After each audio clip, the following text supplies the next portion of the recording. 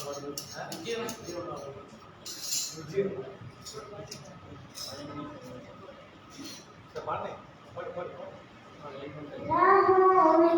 काटे अगर रुकना नहीं करते जाना यीशु तेरे हाथ है ये तू करना संसार के अंत तक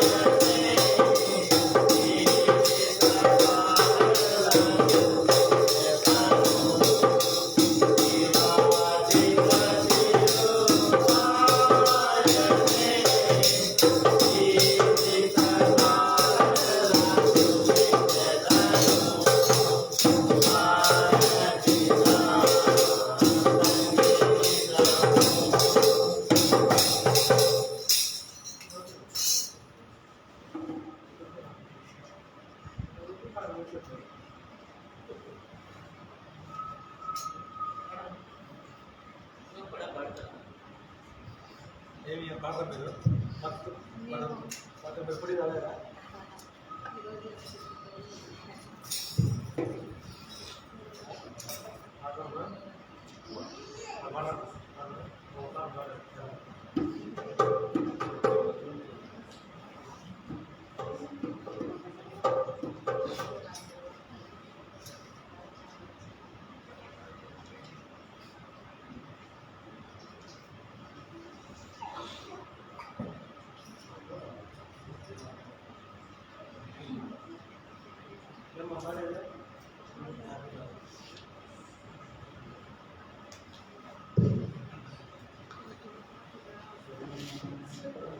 శ్లోకం చదువుతుంది వచ్చింది కదా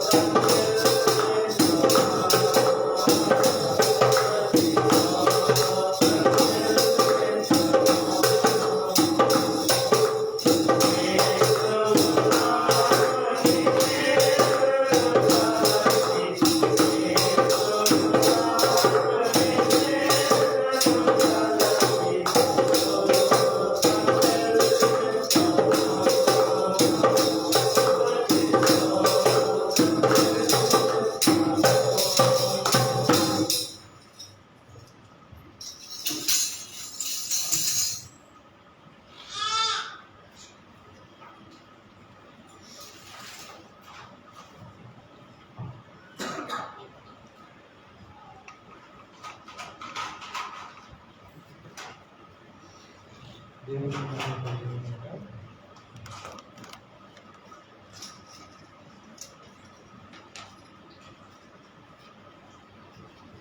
పరిశుద్ధ గ్రంథాలైన వాక్యం నుంచి ప్రార్థించడానికై కొన్ని మాటలు దేవుని మాటలు మనం ధ్యానం చేసుకుందాం. కీర్తన 5వ కీర్తన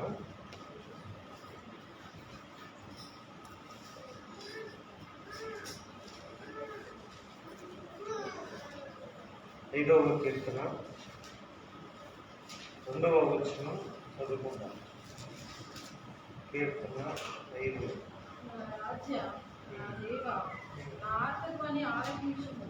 నిన్నే ప్రార్థించుచున్నాను. యెహోవా ఉదయమున నా కంఠస్వరము నీకు వినపడును. ఉదయమున నా ప్రార్థన నీ సన్నిధిని సిద్ధము చేసి కాచి ఉండును. నీవు దుష్టత్వమును చూచి ఆనందించు దేవుడు కావు. చెడుతనమునకు నీ వద్ద చోటు లేదు. రామికులు నీ సన్నిధి నిలవలేరు. పాపము చేయవారంతో నీకు అసహ్యము. మొదటిది 5వ అధ్యాయము 2వ వచనంలో మాట్లాడుతామా. నా రాజా, నా దేవ, నా ఆత్మధ్వని ఆలకించుము, నిన్నే ప్రార్థిస్తున్నాను. దేవుడి వాక్యమును ఆశీర్వదించి దీవించి మనతో మాట్లాడను కాక. ప్రియమైన దేవుని సంగమా, దావీదు జీవితంలోని అనుభవమైనటువంటి మాటలు మనం జ్ఞాపకం చేసుకుంటున్నాం. చూడండి, మానవుడికి కష్టం వస్తే, ఒక క్రైస్తవుడికి శ్రమ సంభవిస్తే మొట్టమొదటిగా మానవుడు ఏమి చేయాలి అనేది పరిశుద్ధ గ్రంథం మనకు బోధిస్తుంది. అందులో ప్రాముఖ్యమైనది ఏంటి అంటే, శ్రమ కలిగిన వేళ, బాధ కలిగిన వేళ, కష్టం కలిగిన వేళ దావీదైతే తన జీవితంలో మొదట చేస్తున్నటువంటి అనుభవం ప్రార్థన చేయడం. ఆయన దేవుణ్ణి పిలిచే పిలుపు చూడండి. ఆయన రాజు అయ్యుండి ఏ దేవుణ్ణి అయితే ఆరాధిస్తున్నాడో ఆయన్ను రాజుగా పరిగణిస్తున్నాడు. అక్కడ పిలుస్తున్నటువంటి పిలుపు చూస్తే, నా రాజా, నా దేవా అనే దేవుణ్ణి సంబోధించడం మనకు కనపడుతుంది. ఆయన రాజు అయి ఉన్నాడు, కానీ ఆయన ఎవరికి రాజు? ఆ దేశంలో ప్రజలకు రాజు. అయితే అనేకమైనటువంటి సమస్యలు, అనేకమైనటువంటి వ్యక్తిత్వం కలిగినటువంటి పరిస్థితులకి సలహాలు ఇవ్వాలన్నా, సమాధానం ఇవ్వాలన్నా ప్రభుత్వ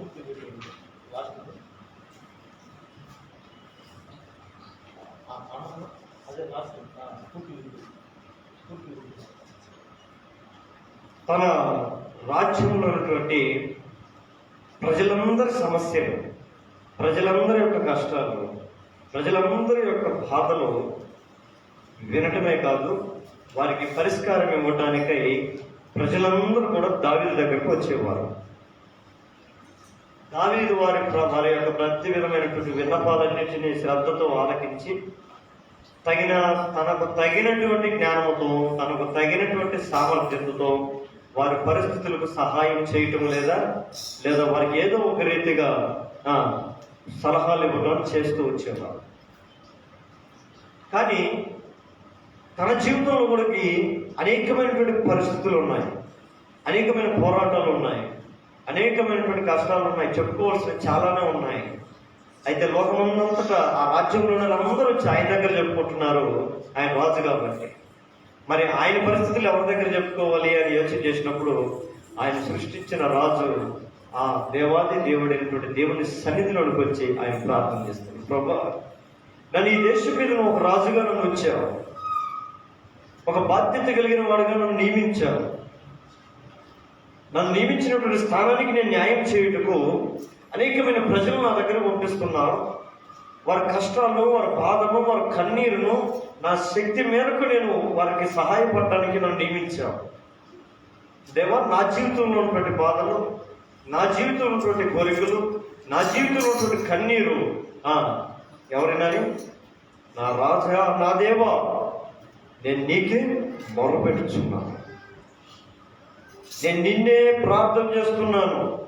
అంటే దావీదు భక్తుడు. మనం కూడా ఒక భక్తులకి మనలాంటి భక్తులందరికీ ఇచ్చే ఒక సలహా లేదా సజెషన్ ఏదైనా ఉంది అంటే, అనేకమైన వ్యక్తులు నా దగ్గరకు వచ్చి అనేకమైన పరిస్థితులు బట్టి తాము విన్నవించుకుంటూ ఉంటారు. నేను తీర్చగలిగినవి ఉంటాయి, తీర్చలేనివి కూడా ఉంటాయి.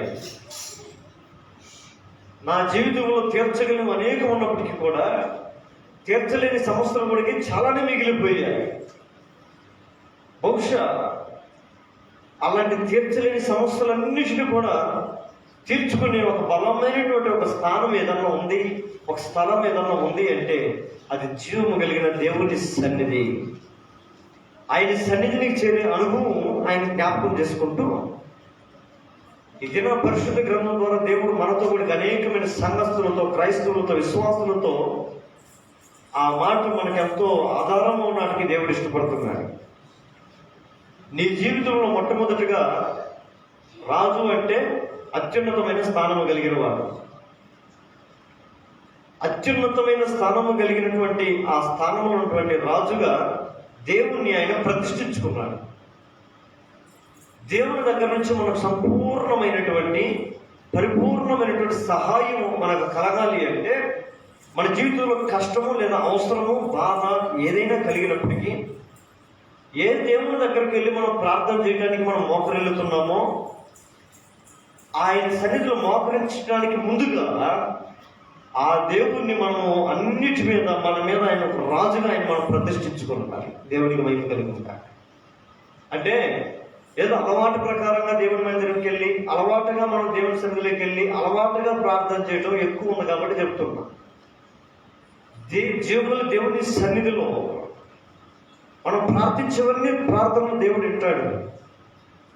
కానీ విన్న ప్రార్థన దేవుడి దృష్టికి అంగీకారంగా ఉండాలి. అందుకని దేవా, నీ సన్నిధిని ప్రార్థన చేస్తున్నాను, నా ప్రార్థన నీ సన్నిధికి చేరును గాక, నా మనవులు నీకు అంగీకారం అవును గాక అని ప్రార్థన చేస్తారు. ఆ అంగీకారం అవ్వాలి అంటే మన మనస్తత్వం దేవుణ్ణి ఒక రాజుగా మనం మన జీవితాన్ని ప్రతిష్ఠించుకున్నాం. అందుకని దావీదు పలుకు చూడండి, నా రాజా, నా దేవా, నేను నిన్ను స్తుతిస్తున్నాను, నేను నిన్ను ప్రార్థిస్తున్నాను, నిన్నే ప్రార్థన చేస్తున్నాను, ఇంకెవరిని ప్రార్థన. మనమైతే పలు రకాల దగ్గరికి వెళ్ళి, పలు వ్యక్తుల దగ్గరికి వెళ్ళి, అనేకమైన వారి దగ్గరికి వెళ్ళి మనం చెప్పుకోవాలని చూస్తాం.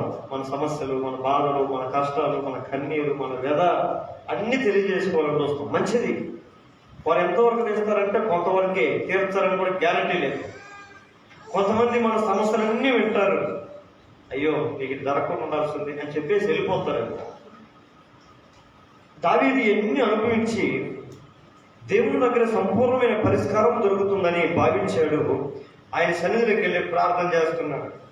దేవుని సన్నిధిలో దేవుణ్ణి నిన్నే నేను ప్రార్థన చేస్తున్నాను అని దావీదు అంటుంటే, అనేక మంది క్రైస్తవులు కూడా మనం కూడా దేవుని మందిరానికి వెళ్ళి దేవుని సన్నిధి ప్రార్థన చేస్తూ ఉంటాం.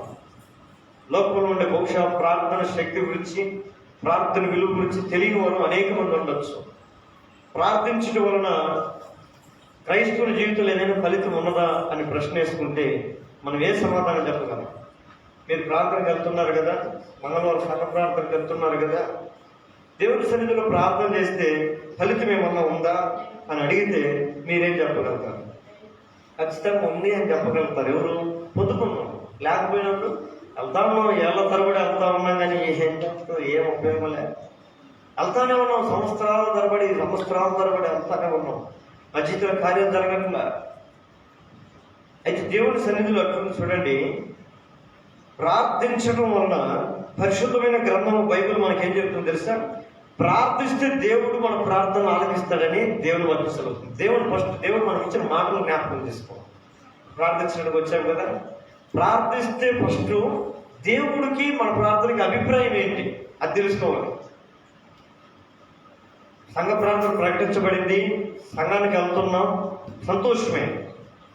కానీ సంఘంలోకి వచ్చిన తర్వాత, ప్రార్థించడానికి వచ్చిన తర్వాత నా ప్రార్థన, నీ ప్రార్థన, మన ప్రార్థన ద్వారా దేవుడికి ఉన్నటువంటి అభిప్రాయం ఏంటి అనేది మనం ప్రశ్న చేసుకోవాలి. ఇవన్నీ తెలుసుకుంటుంది అనుకో, కాస్త మనకు ఆసక్తి కలిగి నిజంగా దేవుడికి ఇలాంటి అభిప్రాయం ఉందా, అలా అయితే చాలా సంతోషం అని మనం కూడా కాస్త సంతోషపడి ప్రార్థించడానికి, మనం పురుగు పడడానికి దేవుడు సహాయం చేస్తాడు. పరిశుద్ధ గ్రంథమైన బైబిల్ బోధిస్తుంది. చూడండి, మొట్టమొదటిగా కీర్తన 6వ అధ్యాయం 9వ వచనం అంటాడు. కీర్తన 6వ అధ్యాయం 9వ వచనం అంటాడు, యెహోవా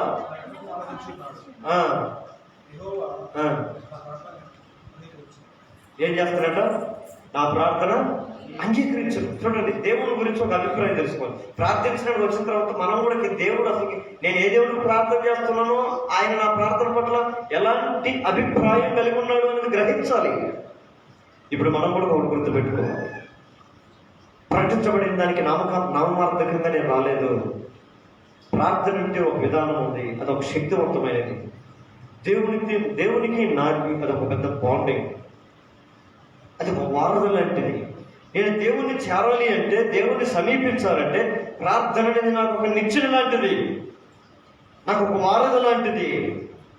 అలాంటి ఉన్నా, కష్టాల్లో ఉన్నా, ఇంటిలో ఉన్నా, అడవిలో ఉన్నా, ఎడారిలో ఉన్నా, ఎక్కడున్నా, ఏ పరిస్థితుల్లో ఉన్నా నేను ప్రార్థన చేస్తే నా ప్రార్థన నా దేవుడు అంగీకరించు. ఇప్పుడు మనం విశ్వాసం ఉంచాల్సింది ఏంటో తెలుసు, దేవుడు మనం ప్రార్థన చేస్తే ఏం చేస్తారంటే అంగీకరిస్తాడు. ఆమేన్. రెండవది కూడా చూడండి, రెండవది అదే కీర్తన 102 17 వచ్చిన ఆయన దిక్కులేని దరిద్రుల ప్రార్థన నిరాకరింపక వారి ప్రార్థన వైపు తిరిగి ఉన్నాడు. చాలు, మొట్టమొదటి గుర్తు పెట్టుకోండి. రెండవదిగా అంటున్నాడు, ఆయన ప్రార్థన నిరాకరించేవాడు కాదు, ఎవరైతే ప్రార్థన చేస్తున్నారో వారి ప్రార్థన వైపు ఆయన తిరిగి చూసేవాడు అయినాడు. దేవుని మహిమ కలుగును. మొట్టమొదటిగా మనం ప్రార్థన చేస్తే ప్రార్థన ఆయన అంగీకరించేవాడు. ఆమేన్. రెండవదిగా ఎవరైతే ప్రార్థన చేస్తున్నారో వారి ప్రార్థనల వైపు తిరిగేవాడైనా. ఎవరు ప్రార్థన చేస్తున్నారు? మనుషులు కొన్ని నామాలను పెట్టి ప్రార్థన చేస్తూ ఉంటారు, కొంతమంది వ్యక్తిత్వాలను బట్టి ప్రార్థన చేస్తుంటారు మనుషుల దగ్గర. అయితే యేసు క్రీస్తు అనే నామమును బట్టి ఎవరైతే ప్రార్థన చేస్తారో వారి ప్రార్థన వైపు నా దేవుడు తిరగటానికి, చూడటానికి ఎల్లప్పుడూ సిద్ధంగా ఉండే నా దేవుడు. ఈ రాత్రికాల సమయంలో నువ్వు చేసే ప్రార్థన నిమిత్తము, నేను చేసే ప్రార్థన నిమిత్తము, మనం సంగముగా చేసే ప్రార్థన నిమిత్తము నిశ్చయముగా మన ప్రార్థన వైపు దేవుడు తిరగనంటాడా? ఖచ్చితంగా ఆయన ఇచ్చాడు మాట. ప్రార్థన వైపు ఆయన తిరిగేవాడు. ఈ భక్తులు ఎన్ని అనుభవంతో పొందుకున్నటువంటివి. వాళ్ళు ఊరికినే రాయలే ఈ మాట, ఊరికినే రాయిలా.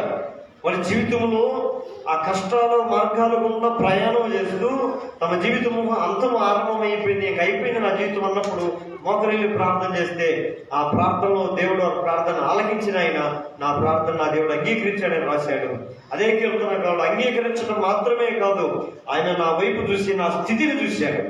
ఏ స్థితిలో నా బిడ్డ ప్రార్థన చేస్తున్నాడు, ఏ అవసరతలో ఉండి నా బిడ్డ ప్రార్థన చేస్తున్నాడు, నా సంఘము ఎలాంటి పరిస్థితుల్లో ఉండి నా సన్నిధిలోకి వచ్చి నా బిడ్డను ప్రార్థించడానికి సిద్ధపడి ఉన్నారు అని మన వైపు తిరిగి చూడటానికి ఆశపడతాడు, తిరిగి చూసేవాడు ఆయన. అందుకని ఆయన నామమును బట్టి యేసుప్రభు అంటాడు కదా, ఆయన నామమును బట్టి, నా నామమును బట్టి మీరు ఏమడిగినా కూడా అది నేను మీకు చేతును. ఏమంటాడు? ఇదిగో ఇంతవరకు మీరు నన్ను ఏం అడగలేదు, మీ సంతోషం సంపూర్ణమైనట్లుగా అడుగుడి, నిత్యముగా నేను మీకు వాటిని అనుగ్రహిస్తానన్నాడు. ఈ రాత్రికాల సమయంలో మనం సగర్వంతో, అతిశయంతో దేవుని మాటలు బట్టి మనం బహు గర్వంతో ప్రార్థించవచ్చు. యేసయ్య నిజమే, నేను మనుషుల దగ్గరికి వెళ్ళి ఫలాని రీతిగా ఫలాని విధంగా నేను మొరపెడితే కొంతమంది నా పరిస్థితిని అర్థం చేసుకోవచ్చు, కొంతమంది నన్ను నీచంగా చూడవచ్చు, కొంతమంది నన్ను అవమానపరచవచ్చు కూడా, లేకుంటే నా బుద్ధిహీనతను హేళన కూడా చేయొచ్చు కూడా. అయితే నీ శరీరంలో ప్రార్థన చేస్తే నన్ను అంగీకరిస్తాను. అలా మంచి అమూల్యం మాట్లాడు, దిక్కు లేని ప్రార్థన నిరాకరించబడదు. అంటే ప్రార్థన చేసినప్పుడంట నాకు ఇంకే దిక్కు లేదు, ఇప్పుడు నువ్వే నాకు దిక్కు అన్నట్టుగా చేసేటట్టు ఉండాలంట మన ప్రార్థన. నువ్వు చేస్తే చెయ్యి, లేకుంటే నేను ఆమెనని చెప్పి వెళ్ళి నా పని నేను చూసుకుంటాను ఎదట్టుగా కాదు. నాకు ఈ సమయంలో, ఈ పరిస్థితుల్లో, ఈ క్షణంలో నీవు సహాయం చేయకపోతే నాకు ఇంకెవరు సహాయం చేస్తారని ప్రశ్నించేటట్టుగా కూడా ప్రార్థించాలి. ప్రత్యామ్నాయంతో దేవుని సభలో మనం ప్రార్థన చేయకూడదు. అంటే ఆప్షన్ పెట్టుకోండి, 50-50 ప్రార్థన చేసి వద్దాం. దేవుడు చేయకపోతే తర్వాత ఇంకా ఆయన చేస్తాడేమో, ఆమె చేస్తాడేమో. అట్లీస్ట్ దేవుని దగ్గర అడిగి చూద్దాం ఒక మాట అంటాం కొంతమంది. ఆ రీతి అభిప్రాయంతో చేస్తే దేవుడు సరేలే, నువ్వు నా మీద సుఖము వాడి మీద సుఖం ఉన్నావు కాబట్టి నేను అనవసరం చేయడం, వెళ్ళిపో. ఎందుకు ఈ మాట అంటే, ఎవడైతే దేవుని మీద తన మనసును త్రిప్పుకునో వాడి మీద దేవునికి సంతోషం ఉంటుందంట. మనం ప్రార్థించడానికి మనం సిద్ధపడినప్పుడు మోకరెళ్ళి దేవుని సన్నిధిలో మనం చేయాల్సిన సంపూర్ణమైన ఒక తీర్మానం ఏంటంటే, అది చిన్న కష్టమైనా పెద్ద కష్టమైనా, చిన్న అవసరమైన పెద్ద అవసరమైన, అది ఏ పరిస్థితుల్లో దేవుడి సహాయం మనకు కావాల్సి ఉన్నా కూడా ఈ సహాయము నీవే చేయాలి యేసయ్యా అన్నట్టుగా ప్రార్థన చేయాలి. ఈ రాత్రికాల సమయంలో అలాంటి ప్రార్థనతో మనం చేయగలిగితే మనం పొందుకోవడానికి అవకాశాలు ఉంటాయి బయట. అంటే తీసుకోవటానికి చేసుకోవటానికి అవకాశాలు ఉంటాయి బయట లోకంలో, కానీ ఇష్టపడకూడదు. నువ్వు చేస్తే నేను ఆశపడాలనుకుంటున్నాను, నువ్వు అనుగ్రహిస్తే నేను ఆశపడాలనుకుంటున్నాను, నేను నీ వలనే తృప్తి పొందాలనుకుంటున్నాను యేసయ్యా. ఎందుకంటే మనుషులు ఇచ్చేదానికంటే నీవిచ్చేది చాలా గొప్పగా ఉంటుంది. ఎందుకంటే నీ చేయి చాలా పెద్దది కాబట్టి, నీ హస్తము చాలా అపారమైనటువంటి శక్తి కలిగింది కాబట్టి. ఒక చిన్న పిల్లవాడు ఒక కొట్టు దగ్గరికి వెళ్ళాడంట, కొత్త బట్టలు వేసుకొని వెళ్తే ఆ చిన్న పిల్లవాడిని చూసి అంగడాయన ముచ్చటపడ్డాడంట. ఏం బాబు ఏంటి ఈరోజు చాలా చక్కగా తయారయ్యావు, చాలా క్యూట్గా ఉన్నావు, ఏంటి అని అడిగితే, అంకుల్ ఈరోజు నాది బర్త్డే అంకుల్ అన్నాడు. వెరీ గుడ్, సూపర్, అలా హ్యాపీ బర్త్డే టు అని చెప్పి నేను బ్లెస్ చేస్తానని చెప్పి, ఇదిగో నీ గిఫ్ట్గా ఇదిగో నా చాక్లెట్ డబ్బాలో నీకు కావాల్సిన చాక్లెట్ తీసుకోము అని చెప్పాడంట. వాడు దగ్గరికి డబ్బా కాడికి వచ్చాడు కానీ చేతులు కట్టుకుని చూస్తా ఉన్నాడు, చేతులు అనుకుంటా. ఆయన ఆశ్చర్యపోయాడు, ఏంట్రా తీసుకోరా డబ్బాలో చాక్లెట్ తీసుకొని, నీకు ఏం కాదు తీసుకో. లేదు లేదు మీరే ఇవ్వాలంట. లేదు నీకు ఇష్టమైన తీసుకోరా, నీకు ఎన్ని కావాలంటే అది తీసుకోరా అంటాడంట. అట్లా కాదనుకోలు, మీరే అనుకోలు అంటాడు. ఎప్పుడైతే ఆయన చేయి పెట్టి తీసి ఆయన పెడతాడో అప్పుడు పరిగెత్తుకోబోతుంటే పిలిచి, రే రాదా నేను తీసుకోమంటే ఎందుకు తీసుకుని, నేను ఇస్తే ఎందుకు తీసుకున్నారా నువ్వు అంటే, అంకుల్ నా చెయ్యి చాలా చిన్నది, నేను తీసుకుంటే 2-3 వస్తాయి, నీ చెయ్యి అయితే చాలా పెద్దది, నువ్వు తీసిస్తే తినుకో నేను ఓడిపోయింటే, అదే నేను తీసుకోమంటే చేతులు పట్టుకుని పరిగెత్తుకున్నాయి. దేవుని హస్తం కూడా చూడండి, ఆయన్ని పెద్ద హస్తం, సహాయం చేసి దాచిన హస్తం. అందుకే నీతి అని నా దక్షిణ హస్తంతో నేను ఆదుకుంటాను. ఆయన హస్తం ఎలాంటిది అంటే ఒక ఎగ్జాంపుల్ చెప్తాను. బైబిల్ ప్రకారం తినటానికి 5,000 మంది ఉన్నారు, ఆహారం లేదు వారికి. కానీ ఆహారం అయితే ఉంది, ఒక మనిషి తినే ఆహారం ఉంది, 5 రొట్టెలు 2 చేపలు. అది మానవుడి చేతుల్లో విడిస్తే అది ఒకరికే. కానీ అదే ఆహారం దేవుని చేతుల్లోకి వెళ్ళిపోయిన తర్వాత ఆయన విరిస్తే 5,000 మంది తినగా ఇక 12 గంపలు కూడా మిగిలినంత సర్వ సమృద్ధి కలిపి చేసే ఆ నా దేవుని హస్తం అది. ఆమేన్. కనుక దేవుని సహాయము మానవుల సహాయం 2 ఉంటాయి. కానీ దేవుని సహాయం చేస్తే సంపూర్ణత, మానవుల సహాయం చేస్తే అది ఇంకొద్దిగా ఆ రోజుకు మాత్రం అన్నట్లుగా ఉంటుంది. కనుక ఎక్కువగా మనము మానవుల సహాయం కంటే దేవుని సహాయం మీద ఆధారపడాలి. ఆ సహాయం ఎట్లా ఉండాలంటే, ఈ సహాయము నీ వలనే కలగాలి, ఇక నాకు ఏ దిక్కు లేదు, నీవే నాకు దిక్కు అన్నట్లుగా అభిప్రాయంతో ప్రార్థించేవారు. అలాంటి ప్రార్థనకు ఆయన ఎల్లప్పుడూ కూడా నిరాకరించకుండా వారి ప్రార్థన వైపు ఆయన తిరిగివాడుగా ఉన్నాడు. 3వ చూడండి, 3వ మాట ఒకటి చెప్తాను. అదే బైబిల్ మన దేవుని అభిప్రాయం. అదే కీర్తన 42వ కీర్తన 8వ వచనం. 42వ కీర్తన 8వ వచనం.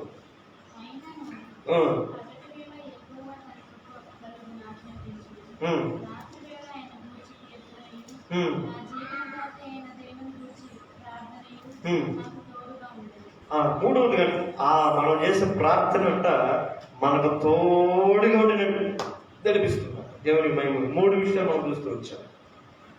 ప్రార్థించడం వలన ఫలితం ఉన్నదా అనేది మన అంశం అయితే, ప్రార్థన గురించి పరిశుద్ధాత్మ గ్రంథం లేదా పరిశుద్ధాత్మ దేవుడు ఏం మాట్లాడుతున్నాడంటే, ప్రార్థన చేస్తే ఆయన అంగీకరిస్తాడు. మొట్టమొదటి అది ఎవరు, ఇదిగో నీతిమంతులు ఏం చేస్తే నేను వింటాను, పాపాత్ములు చేస్తే నేను వినను, పరిశుద్ధులు మాత్రం ప్రార్థన మాత్రమే నేను వింటాను, అపవిత్రుల ప్రార్థన నేను ఎన్నో అని అనలేదు ఆయన. ప్రార్థన చెయ్యాలనే అభిప్రాయం ఎవరిదైతే కలిగి ఉంటుందో వారందరి ప్రార్థన ఆలకించేవాడు మన దేవుడు. కొంతమంది దోషంతో నిండుకున్న ప్రార్థన దేవుడు ఎండ కదా అని అంటారు. అలా అయితే సాంసార ప్రార్థన దేవుడు వినకుండా ఉండాల్సి ఉంది. అలా అయితే దావీదు పాపం చేసినప్పుడు, ప్రభువా నేను పాపంలో పుట్టినవాడు, పాపంలో పెరిగినవాడు, నన్ను క్షమించు అంటే క్షమాపణ పొందుకోలేకుండా ఉండాల్సి ఉంది. వారి ప్రార్థనలు దేవుడు విన్నాడా లేదు? వారి ప్రార్థనలు విన్నాడు, వారి ప్రార్థనలు అంగీకరించాడు. పశ్చాత్తాపంతో కూడుకున్న ప్రతి ప్రార్థనను నా దేవుడు ఎప్పుడు నిరాకరించేవాడు కాదు. కనుక పశ్చాత్తాపంతో అనగా అవసరతతో, బాధతో, ఖిన్నమైన హృదయంతో దేవుని సన్నిధికి చేరే ప్రార్థించే ప్రతి ప్రార్థనను ప్రభు అంగీకరించడానికి ఎల్లప్పుడూ సర్వసిద్ధత కలిగి ఉంటాడు. రెండవదిగా, ఆ రీతిగా నలిగిపోయి దిక్కులేని వారుగా నువ్వే నాకు సహాయం చేయి ప్రభు అని పట్టు వేడొక దేవతలో ప్రార్థించే వారి ప్రార్థనల వైపు అయినా తిరిగి చూస్తూనే ఉంటాడు. మూడవదిగా చూస్తే, ఏ ప్రార్థన అయితే మనం దేవుని సన్నిధిలో చేస్తున్నామో ఆ ప్రార్థన మనకు తోడుగా ఉండి నడిపించేది. దేవునికి మహిమ కలుగుతుంది. కొంతమంది బైబిల్లో అబ్రహాము ప్రార్థన చేశాడు, మోషే ప్రార్థన చేశాడు, ప్రభువా మేము వెళ్ళే చోటునల్లా నీవు మాకు తోడుగా ఉండాలి, నీవు రాకపోయావనుకో మేము వెళ్ళం, నీవు మాతో పాటు వస్తేనే కానీ మేము ముందుకు వెళ్ళమని ప్రార్థన చేస్తాడు మోషే. దేవుడు విన్నాడా లేదు? మోషే సరే నీతో నేను వస్తానంటాడు. వారితో పాటు ఆయన అగ్నిస్తంభంలో, మేఘస్తంభంలో వారితో పాటు ప్రయాణం చేస్తాడు. మన ఆధ్యాత్మిక జీవితంలో మనం చేసుకుని మన ప్రార్థన మనకు ఎల్లప్పుడూ తోడుగా ఉంటుందని ప్రతి క్రైస్తవుడు ఎరగాలి. అందుకే ఈ దినాల్లో అనేక మంది ప్రార్థన నిర్లక్ష్యం చేస్తారు. తొందరపాటు పనులలో, తొందరపాటు దుడుకులలో ప్రార్థన చేసుకుని టైం దొరకదు.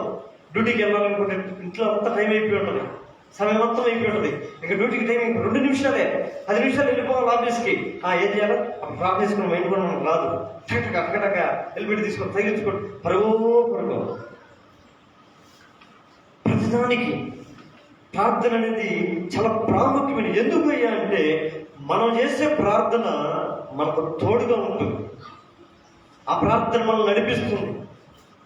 అబ్రహాము తన దాసుడైన ఎలియాజరుని పిలిచి, ఇదిగో నా కుమారుడికి ఒక భార్యను తీసుకొచ్చుటకు నీవు పలానా దేశములకు వెళ్ళు, అక్కడ నా బంధువులు ఉంటారు, అక్కడ వారిలో ఉన్నటువంటి ఒక స్త్రీని దేవుడు నీకు చూపిస్తే, అనుగ్రహిస్తే తీసుకొని నా కుమారుడు భార్యగా తీసుకురా అని పంపిస్తాను. ప్రార్థన చేసి పంపిస్తాను.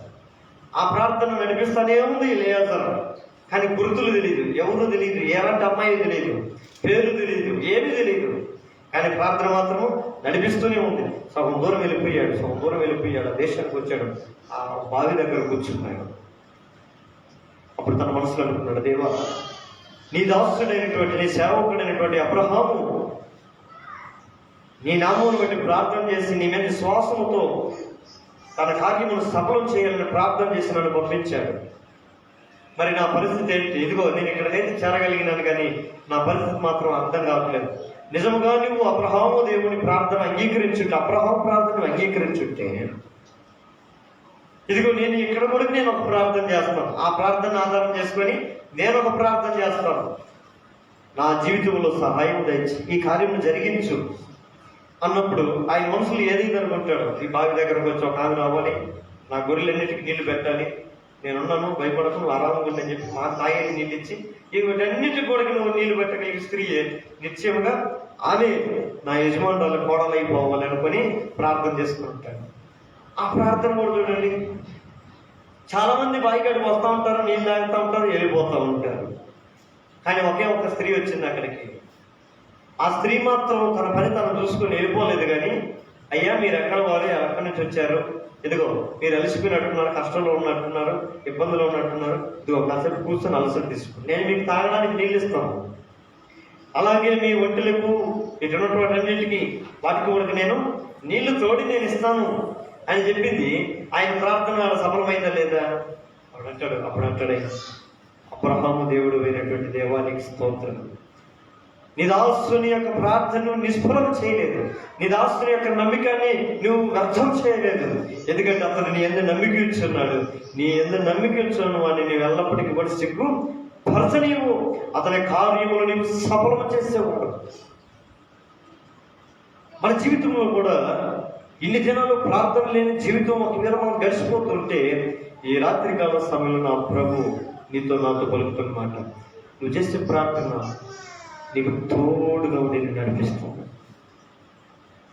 ఒకవేళ నువ్వు ప్రార్థన చేసి నువ్వు ప్రార్థన మర్చిపోయి ఉండొచ్చు.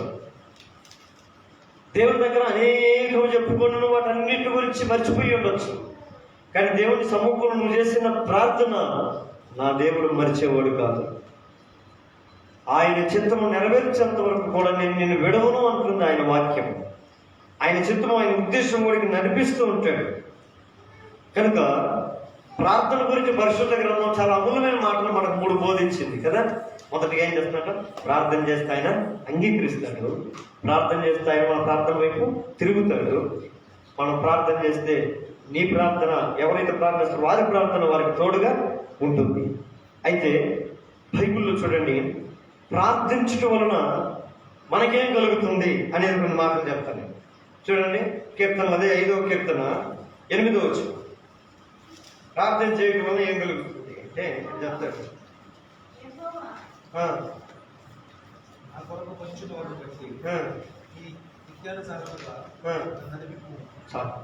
చూడండి, నీ నిత్యానుసారంగా నన్ను నడిపించుము అంటే నేను ప్రార్థన చేస్తున్నాడు దావీదు భక్తుడు. ఏమని? ప్రార్థన చేసేటప్పుడు మనం ఒక ఆలోచన వచ్చేస్తాం ఆటోమేటిక్గా, దేవా నీ చిత్తం నా జీవితంలో జరిగించుగాక అంటారు లేదా? ప్రభా నీ సహాయం తెచ్చి నీ చిత్తం జరిగించండి, నీ ఉద్దేశం మా జీవితంలో జరిగించి నెరవేర్చండి ప్రభా. అంటే ప్రార్థన ద్వారా మనకు కలిగే ఫలితం ఏమైనా ఉంది అంటే, మనకు తెలియకుండానే మనము మాట పలుకుతాం. ఏమని? ఏ మార్గంలో నడవాలో అని మనం అడుగుతాం. ప్రార్థించుట ద్వారా మనం ఏ మార్గాల్లో నడవాలో ప్రార్థనను మనకు బోధిస్తుంది. దేవుని సన్నిధిలో ఏ రీతిగా నడవాలి, ఏ రీతిగా నువ్వు ప్రయాణం చేయాలి, ఏ చిత్తమున ఎలా గ్రహించాలి అనేది ప్రార్థన మనకు బోధిస్తుంది. అంత మాత్రమే కాదు, 6వ అధ్యాయంలో చూడండి, అదే కీర్తన 6వ అధ్యాయము 9-10 వచనాల్లో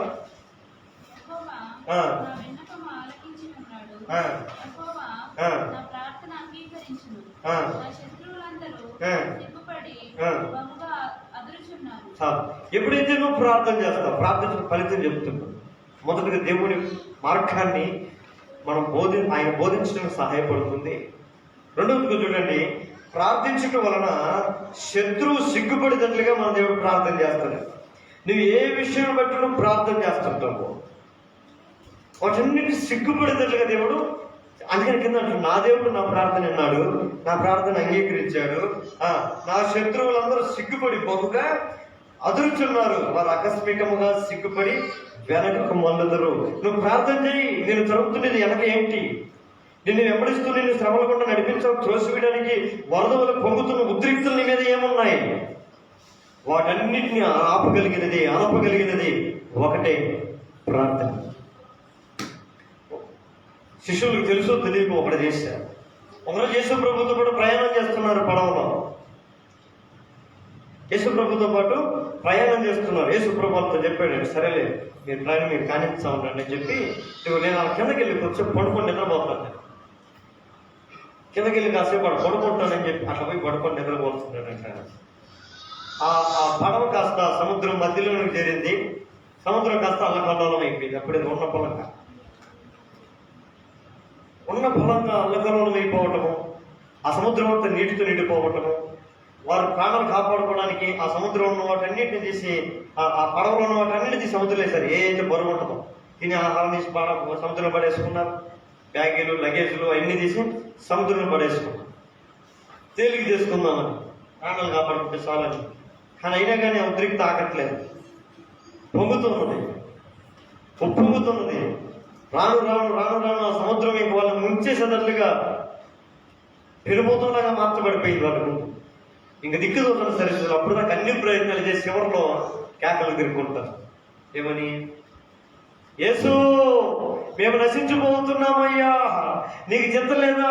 నువ్వు లే, ఈ సముద్రం చూడు మమ్మల్ని ముంచేటట్లుగా ఉంది, ఈ కష్టాలు చూడు మమ్మల్ని ముంచేటట్లుగా ఉన్నాయి, ఈ అప్పులు చూడు మా జీవితాలు నాశనం చేసేటట్లుగా ఉన్నాయి, ఈ రోగాలు చూడు మా ప్రాణాలు తీసేటట్లుగా ఉన్నాయి, ఈ పరిస్థితులు చూడు మమ్మల్ని నిలువున నెట్టనడి సముద్రంలో ఈ లోకంలో మా జీవితం ముగిసిపోయేటట్లుగా కనపడుతుంది అని కేకలేయడం ఆరంభించారు.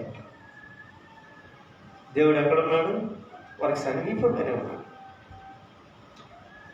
దేవుడు ఎప్పుడు తన ప్రజలకి దూరంగా ఉండేవాడు కాదు, ఆయన సమీపంగా ఉంటాడు, పక్కనే ఉంటాడు, సమీపంగా నడిచేవాడు ఆయన. అందుకని మత్తయి చివరి మాటలు అంటాడు, యుగ సమాప్తి వరకు సదాకాలం నేను మీతో కూడా ఉన్నాను అంటాడు. ఉంటాను అంటే ఏమో కొద్దిగా నిరీక్షించాను. ఆయన ఆల్రెడీ ఎప్పుడూ చెప్పాడు, ఉన్నాను అంటున్నాడు. ఉన్నాను, ఇప్పుడు మనతో ఉన్నాడు. నువ్వు కాచే కన్నీరులో నేను చూస్తున్నాను, నువ్వు పడే బాధను నేను చూస్తున్నాను, నువ్వు పడుతున్న శ్రమను, కష్టాన్ని, కౌమాలను చూస్తున్నాడు, అన్నిటి చూస్తున్నాడు. తగిన రోజున నేనేం చేస్తానంటే ఏదైతే శత్రు సమూహాన్ని దాడి చేస్తున్నాయో నువ్వు చేసే ప్రార్థన ద్వారా దేవుడు కోరుకునే, దేవునికి ఇష్టమైన అమూల్యమైన ఆయన చిత్తానుసారం చేసే ప్రార్థన ఆయన అంగీకారమైనప్పుడుగా వెంటనే ఆయన ఇన్వాల్వ్మెంట్ అవుతుంది. వీళ్ళు శిష్యులు ఎన్ని చేయలే, ఫస్ట్ ఎన్ని పడేసుకుందిగానే కేకలేసి ఉంటే మొత్తం పడేసుకున్నారంట. ఫస్ట్ అన్ని ఖాళీ చేసుకున్నారు, ఇంక జీవి ఏం లేవు పడవలో. బరే ఇంక నువ్వు దూకిరైనా ఒకరి మీద ఇంకొకరినొకరు చూసుకోవాల్సింది, అన్ని ముగించుకున్నారు. అప్పుడు ఎవరిని పేగలు పట్టుకుని తొయ్యలేక అప్పుడు గుర్తుకొచ్చారంటే ఎవరికి? శిష్యులకి. యేసుప్రభు మన జీవితంలో కూడా ఇంతే. మన కష్టం వచ్చినప్పుడు, బాధ వచ్చినప్పుడు అన్ని ఫస్ట్ అన్ని లోకంలో అన్ని ప్రయత్నాలు చేస్తాం. ఇక చివరికి ఆఖరిగా ఫైనల్ దేవుడికి అవకాశం ఇస్తాం, లాస్ట్ అండ్ ఫైనల్. అప్పుడు దేవుడు కలిగి వచ్చి బతికిస్తే ఇక నా బ్రతికితే దేవుడి సేవకే, దేవుడు సాయం చేస్తే ఇంక ఆయనకే మా జీవితం, ఇంక సమర్పించుకుంటాం బ్రదర్, ఇక ఆయన కొరకే మా బ్రతుకు బ్రదర్ అన్న. ఎప్పుడు పోయే కాలం దగ్గర పెట్టినప్పుడు చాలా మంది మాటలు నేను విన్నానండి.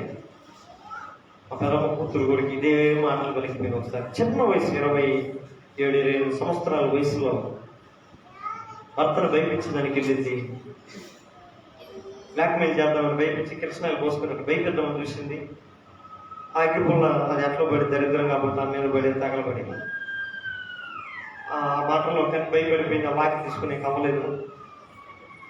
ఏదో ఒక రీతికి వాకి తీసుకుని బయటకు వచ్చాక వాళ్ళ కూడా అటువంటి ఏదో ఒక రీతికి ఆపేసాడు. ఎట్లా కట్టు హాస్పిటల్ పాలైపోయింది. 39% డ్యామేజ్ అయింది బాడీ, బ్రతకడం కష్టమని చెప్పారు. కానీ ఆ అమ్మాయి చూస్తే చచ్చిపోదు అన్నంత భావం అందరం కలుగుతుంది. అమ్మాయి బ్రహ్మాండంగా మాట్లాడుతుంది, చాలా బాగా. అసలు ఎవరికి అమ్మాయి చనిపోతుందని ఆ ఫీలింగ్ ఎవరికి రాదు, డాక్టర్ కూడా రాదు, అంత బాగుంది. మేము మొహం మాత్రమే కాలింది అంతే, ఇక్కడ కాలింది ఇంకెక్కడ కాదు. ఏం కాదు అని అనుకుంటా ఉన్నాం అందరం. రోజు మేము డాక్టర్ దగ్గరికి వెళ్ళి వచ్చి అడిగాము. ఉదయం డాక్టర్ వస్తే ఆయన దగ్గరికి వెళ్ళాము.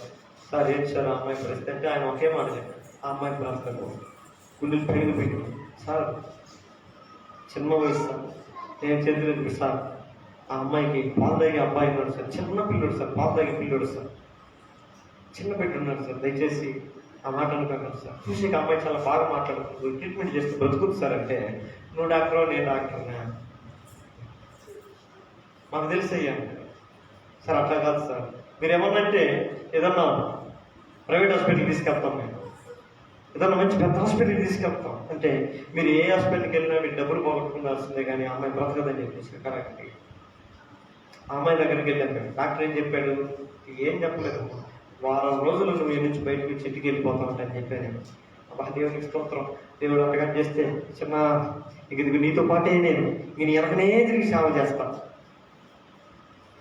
నువ్వు ఎక్కడంటే అక్కడ ఇన్ని దినాలు దీనికోసం బాధపడి దానికోసం ఎన్ని మానేస్తా అని చెప్పి 10 నిమిషాలు ఒకసారి మాత్రమే చేపెట్టి ప్రార్థన ఇప్పుడే చేశాను కదా అంటే, పర్లేదు మళ్ళా చేయి అని ప్రార్థన చేస్తాడు. ఏమని చేస్తా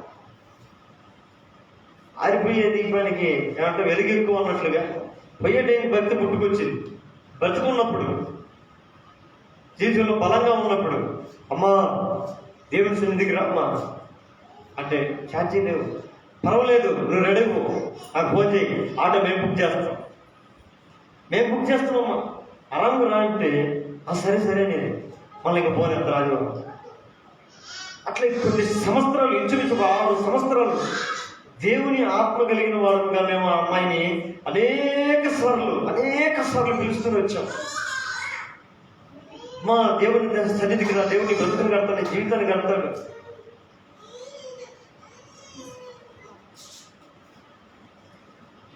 దేవుని సన్నిధిలో మీ జీవితాలు కట్టబడతాయి, మీ బ్రతుకులు కట్టబడతాయి అని అనేక సార్లు బోధిస్తున్నా కూడా ఒక చెవులు లేని చెవిటి పాము వల్లే ఆ బిడ్డ బ్రతుకులో చూస్తూ వచ్చాం. కాలగమనం అయిన తర్వాత అదే విక్టోరియా హాస్పిటల్ పట్టుకొని బెడ్ మీద పడుకున్నాను. ఇంకా ఆ రాత్రికి ఉదయానికి తెల్లవారు చనిపోద్ది ఆ అమ్మాయి. ఆ అమ్మాయి దగ్గరికి వెళ్ళి మేము ప్రార్థన చేసి, అమ్మ మేమే బయటికి వెళ్ళదు, ఇక్కడే ఉంటాం మేము, వాళ్ళ పిలువ అని చెప్పాను. ఎక్కడికి వెళ్ళకూడదు, ఇక్కడే ఉండాలి, నాకు ప్రార్థన చేస్తానే ఉండాలి అన్నది. లేదులేమ్మా ఎక్కడికి వెళ్ళాలి అని చెప్పేసి వచ్చాను. ఇంటి దగ్గరకు వచ్చి నేను చెప్పకుండా ఇంటికి వచ్చేసాను. నేను శ్యాము ఆ మెట్లు కూడా ఎక్కలేదు మేము. అప్పుడే ఫోన్ వచ్చింది, అయిపోయింది, ఆ అమ్మాయి లాస్ట్ స్టేజ్లో ఉంది, వెలుగులు కొట్టుకుంటా ఉంది, మీరు పర్మిషన్ ఇస్తే ఒక ఇంజెక్షన్ వేసి చంపేస్తాం. మేము ఎవరేం చెప్తాం, ఏం చెప్పగలుగుతాం? లేదు మేము వస్తా ఉన్నామని చెప్పి మేము ఇంకా రాత్రి తడుగు చేసి అట్లా వెళ్ళకుండా ఉదయాన్ని వెళ్ళిపోయి ఏమైనా చనిపోయిన ఆ అమ్మాయి బాడీని చూసినప్పుడు ఆ అమ్మాయిలు అయితే మా స్థలం లేదు. నేను అక్కడికి వెళ్ళి కళ్ళు అయితే ఎట్లా పెట్టుంది, కళ్ళు కూడా మూయలేదు, కళ్ళు తెరిచి ఉంది దీంట్లోకి. అదేమంటారు కదా, హార్ట్ బీట్ మిషన్ పని కొట్టుకుంటూ ఉంటుంది, అది ఎట్లా ఉంటుంది. కానీ అది పూర్తిగా లైన్ వెళ్ళట్లే, చిన్నగా లైన్ కొట్టుకుంటూనే ఉంది. కొనుకొస్తాం అని ఎవరు లేదు చుట్టూ, నేను ఒక్కరిని వెళ్ళా రూమ్లకి, ఎవరు లేరు, ఒక్కరు లేరు. ఏది అమ్మాయి చనిపోయింది, ఎట్టు పెట్టరు కదా, మూసేస్తారు కదా అని చూస్తే అక్కడికి వెళ్తే ఆ చేతులు, 2 చేతులు, ఆ 2 కాళ్ళు బెడ్కి కట్టేసి అటు పక్క ఇటు పక్క చూసి చాలా బాధ అనిపించింది. అయ్యో ఏంటి ఈ అమ్మాయి ఎట్లా కట్టేశారు అని చెప్పి ఆశ అని పిలుస్తూ ఉన్నా. అమ్మాయి పేరు పెట్టాను అట్లా అని చెప్పి నేను కళ్ళు తనేసిన అమ్మాయి తన్నాను. కళ్ళు మూసుకుని మళ్ళీ తెలుసుకుని మళ్ళీ నాకు అమ్మాయి చనిపోలేదేమో కదా అని చెప్పి డాక్టర్ దగ్గరికి పరిగెత్తుకోలేదు. ఆయన అన్నాడు, లేదు ఆ అమ్మాయి లాస్ట్ స్టేజ్ వెళ్ళిపోయి ఇంజక్షన్ ఇచ్చేసాను. అయితే మరి ఎందుకు కట్టేశారు ఆయన్ని, అట్లా ఎందుకు కట్టేశారు సార్ మీరు కాళ్ళ చేతులు వచ్చాయి? ఆ అమ్మాయి ఎగురులకి లేచి నేను పరిగెత్తి బయటికి వెళ్ళిపోతాను అంతగా చేస్తాను, నిడిపించండి అని ప్రకారం ఆత్మ లోపల బయటకు వెళ్ళి ఎంత విలువలేకపోతాను పెద్దలు చెప్తుంటే నాకు అనిపించేది. ఆ అమ్మాయి కట్టేసి తీర్పు తీసిన తర్వాత నాకు అనిపించేది. అవన్నీ నాకు కనపడలేదు, కానీ ఒకటి కనపడింది ఆ అమ్మాయి మొక్క. నేను బ్రతికితే దేవుని సేవ చేస్తాను, కానీ బ్రతుకుడానికి దేహమే లేదే.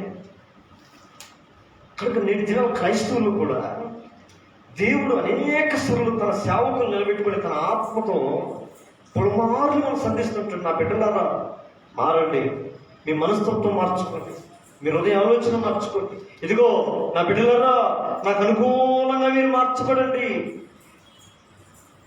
నేను కోరుకున్నట్లుగా మార్చబడండి, నేను నన్ను ప్రేమించేటట్లుగా మిమ్మల్ని ప్రేమించేటట్లుగా మీరు మారండి అంటే మనం ఏం చేస్తాము?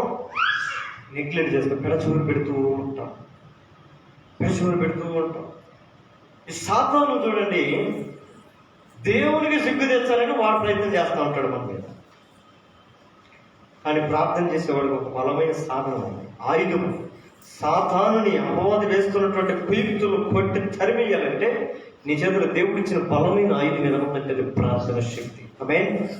ఈ ప్రార్థన ఆయుధంతో నీలో బలమైన భక్తి జీవితం లేకపోయినా పర్వాలేదు, బలమైన దేవుని ఉద్దేశాన్ని ఎరగని జీవితం లేకపోయినా పర్వాలేదు, ఆయన చిత్తమును సంపూర్ణంగా జీవించకుండా గ్రహించకుండా నిర్వర్తించలేని బ్రతుకులు నీకున్నా పర్వాలేదు.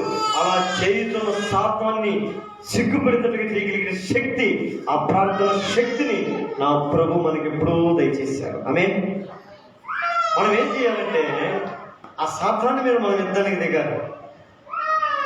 వాడి మీద మనం యుద్ధానికి దిగితే ఎట్టి పరిస్థితి మనం ఓడిపోం.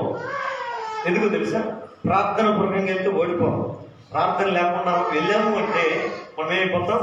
ఓడిపోతాం. అది కూడా బైబిల్లోనే ఉంది, అపోస్తల కార్యంలో ఉంది. కొంతమంది భక్తులు దేవుని నామాన్ని బట్టి మేము కూడా అద్భుతాలు చేస్తాము, పేతురు ఏంటి, యోహాను ఏంటి, అపోస్తలుడైన పౌలు ఏంటి, మేము కూడా చేస్తాం అని వీధుల్లోకి వెళ్ళారంట. వీధుల్లోకి వెళ్ళిన తర్వాత వీధుల్లోకి వెళ్ళిన తర్వాత అటు పక్క నుంచి ఒక దెయ్యం పట్టినోడు వచ్చాడంట. రే రాను, మన టాలెంట్ ఇప్పుడే చూపించుకున్నాం వీడికాడ. వచ్చినట్టు దెయ్యం పట్టినోడు వచ్చాడు. ఈ టాలెంట్ ఏదో మన టాలెంట్ వాడి కాడ చూపిద్దామని చెప్పి ఆడికి పోయి వాడి కాడికి పోయి, రే దెయ్యం పట్టినోడా అన్నాడు. వాడు తిరిగి చూశాడు. తిరిగి చూసి, ఎవరు మీరంతా అంటే, మేము దేవుని బిడ్డలం అని చెప్పాడు. ఆశామాసైన మనుషులం కాదు మేము దేవుని బిడ్డలం, దేవుని సైన్యం మేము అంటే ఆ దెయ్యం అనిందంట. అబ్బా, దేవుడు ఎవరో నాకు బాగా తెలుసు, దేవుని సేవకులు ఎవరో నాకు బాగా తెలుసు, మీరెవరో చెప్పాలి ఫస్ట్ అని. వీడికాడ మాట్లాడడం అనవసరం అని చెప్పి ఇంకా వాళ్ళు అనుకునింది వాళ్ళ మీద ప్రయోగం చేయడానికి సిద్ధపడ్డారంట. ఏమని ఏసునామములో ఇల్లు ఉన్న దురాత్మ బయటికి పో అన్నారంట. బయటికి ఆడన్నా మాని వాళ్ళ మీద దూకి వాళ్ళ తన్ని వాళ్ళ ఒంటి మీద ఉన్న బట్టలను చీల్చి దిగంబరులుగా చేసి రోడ్డు మీద జరిగిందంట. వారు వస్త్రహీనులయ్యి రోడ్డు మీద పరిగెత్తుకుని వెళ్ళారంట. దేనిని బట్టి? ఎదురు బట్టి. అదే అపోస్తలుడైన పౌలు చూడండి, అదే అపోస్తలుడైన పౌలు అదే మార్గంలో వెళ్తున్నప్పుడు పుతోను అనే దెయ్యం పట్టిన ఒక స్త్రీ అక్కడ వస్తుందంట. అప్పుడు ఆమె చూసి అంటాడు, దురాత్మ మీరు విడిచిపెట్టి పోవును గాక అని చెప్పకముందే ఆ దురాత్మ వాళ్ళ గురించి అంట, సర్వోన్నతులకు దేవుని సేవకులారా. ఎవరంటే దేవుని సర్వోన్నతుడైన దేవుని ఆధారం చేసుకున్న ప్రతి వారు కూడా ఈ లోకంలో అపవాదిని సిగ్గుపరిచే సామర్థ్యత కలిగిన ప్రార్థన శక్తులుగా నిలబడతారు. అందుకని దావీదు అంటున్నాడు, ఇదిగో నేను ప్రార్థన చేస్తున్నాను, నా ప్రార్థన దేవుడు అంగీకరిస్తాడు, నా శత్రువులు నా ఎదురు నుంచి తొలగిపోతారు, నా శత్రువులందరూ సిగ్గుపడి బహుగా అదిరిపోతారు. సాతాను మన గురించి అదిరిపోతున్నాడా? వాడు వెనకకు మళ్ళీపోతున్నాడా? మనం చేసే మన ప్రార్థన జీవితం, మన ఆధ్యాత్మిక జీవితం మనం ముందుకు నడిపిస్తుందా? మన ఆత్మీయ స్థితిలో వెనక్కి వెళ్తున్నాం. దేహాన్ని ముందుకు నడిపిస్తున్నాం, ఆత్మీయతను ఎక్కడో అపవాది దగ్గర విడిచిపెడుతున్నాం. దేహంగా అంటే భౌతికంగా, శరీరంగా దేవుని సన్నిధిలో కనపడుతున్నాం, దేవుని మాట్లాడుతున్నాం, దేవుని ప్రార్థన పడుతున్నాం, వాక్యం చెబుతున్నాం, అన్ని చేస్తున్నాం. కానీ ఆత్మ మాత్రం సాతాను దగ్గర పొదవ పెట్టామంటారు కదా. ఏమంటారు? అది అరువు పెట్టామంటారా? బంగారు పొదవ పెట్టారంటారు కదా. అవసరం పలికి ఏం చేస్తారమ్మా? బంగారు తీసుకొని పోయి మారుడు దగ్గర పొదవ పెట్టి డబ్బు తెచ్చుకున్నట్లుగా అవసరం. ఈ లోకంలో శారీరకంగా మనం బ్రతకటం నిమిత్తం, శారీరకంగా జీవించడం నిమిత్తం ఆత్మ తీసుకుని ఎక్కడ పొంద పెడుతున్నామంట? బంగారు చెడు మానవుడు ఎవరు? సత్తాడు. వాడి దగ్గర పోయి దేవుని ఆత్మ తీసుకుని మొదలు పెడుతున్నారు ఈరోజు క్రైస్తవం. వాడు అంటాడు, ఇక నువ్వు జీవితంలో వచ్చి దీన్ని విడిపించుకోలేవు, అంత వడ్డీ చేస్తాడు. ఏం చేస్తాడు? ఒకవేళ మన నుండి బంగారం ఎట్టగట్టు కష్టపడి విడిపించుకొని రావచ్చేమో, కానీ మన ఆత్మను వాడి దగ్గర పొదవ పెట్టిందామనుకో, విడిపించడం ఎవరి తరం కాదు. అదే కీర్తనలు అంటాడు, ప్రాణ విమోచన క్రైదనము అది బహు గొప్పది, అది విడిపించగల అట్లే ఉండవలసిందే. కానీ దేవుని మహాకృప, ప్రభువైన యేసుక్రీస్తు వారి యొక్క మహాకృప, ఈ రాత్రికాల సమయంలో దేవుడు మన పక్షమున ఆ విమోచన ఎప్పుడో ముగించాడు. ఇప్పుడు మనం సాతానికి అరువు పెట్టబడిన వారం కాదు. ఒకప్పుడు అరువు పెట్టబడిన వారమే, ఒకప్పుడు పొదవ పెట్టబడిన వారమే. దేవుని యొక్క ప్రేమ చేత, దేవుని యొక్క త్యాగము చేత, దేవుని యొక్క ప్రాణ విలువ విమోచన క్రైదనం ద్వారా మనం ఈరోజు విడిపించబడిన వారు, విమోచించబడిన వారు. విడిపించబడిన మనము ఇప్పుడు సాతాన్ని మనం ఏం చేయాలంట? ప్రార్థన శక్తి ద్వారా వాడిని సిగ్గుపరిచేందుకు మనం చేయాలి. ప్రార్థన ద్వారా ప్రార్థించడం వల్ల కలిగేది ఏదైనా ఉంది అంటే మనం ఏ మార్గంలో నడిపించాలో మనకు బోధిస్తుంది. రెండవదిగా శత్రువులను సిగ్గుపడేటట్లుగా దేవుడు చేస్తాడు. ప్రార్థన చేయి, కార్యం దేవుడు చేస్తాడు. కార్యం నిన్ను చేయమని దేవుడు ఇప్పుడు చెప్పాల. నువ్వు ప్రార్థన చేయి, నీ దేవుడు నీ పక్షమైన కార్యమును సఫలం చేస్తాడు. అందుకని నీ భారమంతా తీసుకుని దేవుడి మీద మోపు, నీ చిత్తులన్నీ ఆయన మీద వేయి, నీ కలిగిన సమస్తం ఆయన ఎదుట పెట్టేస్తాయి. అప్పుడు ఆయన నిన్ను ఆదుకుంటాడు, నీ ఆలోచనలు సఫలపరుస్తాడు. మనం ఏం చేస్తామంటే మనమే మోసుకుంటాం, మనమే దాన్ని భరించాలనుకుంటున్నాం. కనుక దేవుడి రాత్రికాల సమయంలో మనతో, సంఘంతో, దేవుడి బిడ్డలకి మనతో మాట్లాడుతున్నది, నిన్ను శత్రువులు ఏంటి, నేను ఈ లోకంలో శత్రువులు అంటే సమస్యలైతే, ప్రతికూల పరిస్థితులైతే, నీ జీవితంలో రేగుతున్న ప్రతికూల సమస్యలన్నిటినీ కూడా సిగ్గుపడితే నా దేవుడు చెయ్యాలి అంటే నువ్వు ఇప్పుడు ఏం చేయాలి? ఈ సమయంలో ఏం చేయాలి? ఈ క్షణమే నువ్వు ప్రార్థించబడగలదు కాక. ఆమె అందుకని బైబిల్లో గొప్ప గొప్ప వాళ్ళు ఉంటారు. ఒక అన్న దేవుని సభలోకి వచ్చి ప్రార్థన చేస్తాం. ప్రార్థించడానికి చాలా అవకాశాలు ఉన్నప్పుడు కూడా ప్రార్థన పొందుకోవడానికి చాలా అడ్డంకులు వచ్చాయేమో తెలియదు, కానీ ఒకరోజు దేవుని సన్నిధికి వచ్చింది, దేవుని సన్నిధిలో ప్రార్థన చేస్తాం. దేవుడు ఆ ప్రార్థన విన్నాడు, ఆ ప్రార్థన సహాయం చేశాడు, ఆ ప్రార్థన పొందుకున్నది. ప్రార్థన కృతజ్ఞతగా దేవుని సన్నిధి ఏదైతే ఒప్పుకున్న దాన్ని దేవుని కొరకు తన బిడ్డను ప్రతిష్ఠించింది. అంత మాత్రమే కాదు, ఎబ్బేజరు వరకు ఆయన ఉంటాడు బైబిల్లో. దినవృత్తాంతం గ్రంథం చూద్దామన్నమాట. దినవృత్తాంతం గ్రంథం 1, దినవృత్తాంతం గ్రంథము 4వ అధ్యాయము 10వ వచనం.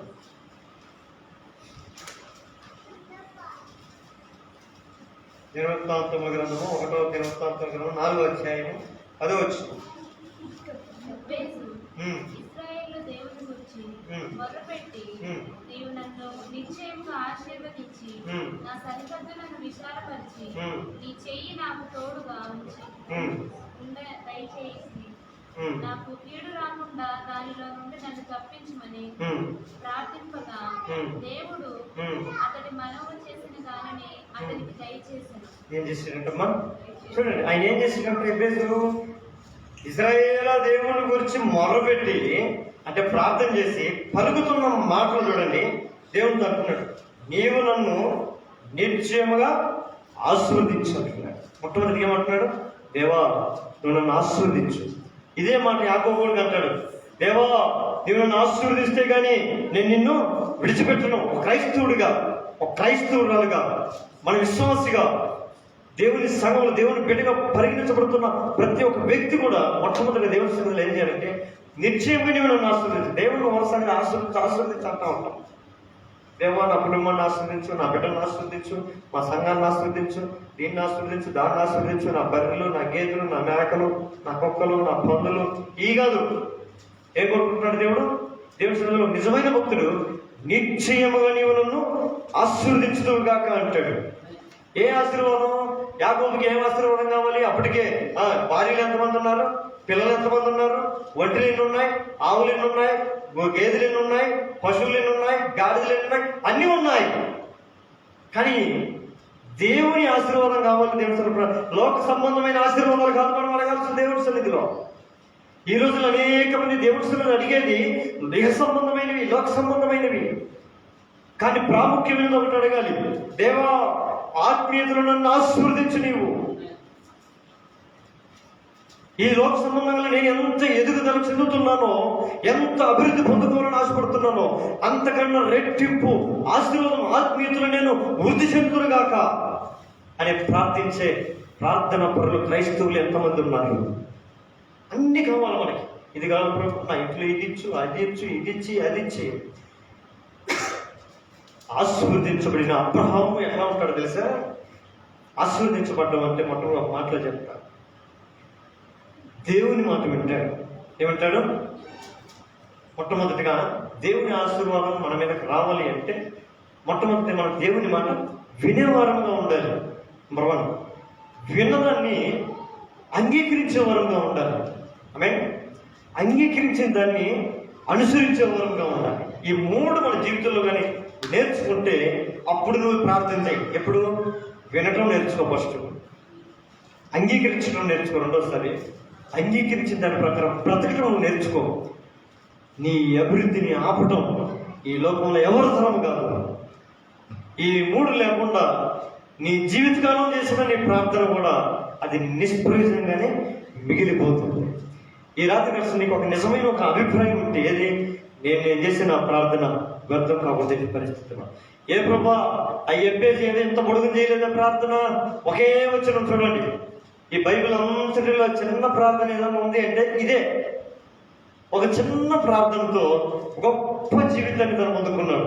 ఈ రాత్రి కలిసి వాక్యం వింటున్న నా ప్రియమైన దేవుని బిడ్డలారా, నీవు కూడా దేవుని సన్నిధిలో నువ్వు చేసే నీ ప్రార్థన నీ బ్రతుకులో విప్లవాత్మకమైనటువంటి మార్పు నా ప్రభు దయచేయదు కాక. కానీ దేవుని సన్నిధిని ఆయన కోరుకుంటున్న అమూల్యమైనటువంటి వాగ్దానం చూడండి. నీవు నన్ను నిశ్చయంగా ఆశీర్వదించు, నా సరిహద్దులు నీవు విశాలపరచు, అంత మాత్రమే కాదు, నీ చెయ్యి నాకు తోడుగా ఉండాలి, ఏ కీడు రాకుండా నీవు నన్ను తప్పించు. ఏం చేయాలంటయ్యా? ఎన్ని ప్రార్థనలు చేశాడు? లెక్క పెట్టి చెప్పాలి నాకు. ఎన్ని చేశాడు? ఆ వచనంలో, ఒక వచనంలో ఎన్ని ఉన్నాయి చెప్పు. ఎన్ని ఉన్నాయమ్మా? కనపడలేదా?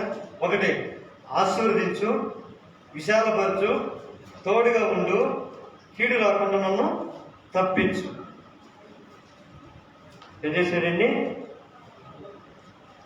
ఈ ఆత్మీయ జీవితంలో నువ్వు కూడా ప్రతిరోజు ఈ ప్రార్థన నీ జీవితంలో ఒక అలవాటుగా నా ప్రభు నీకు మార్చను కాక.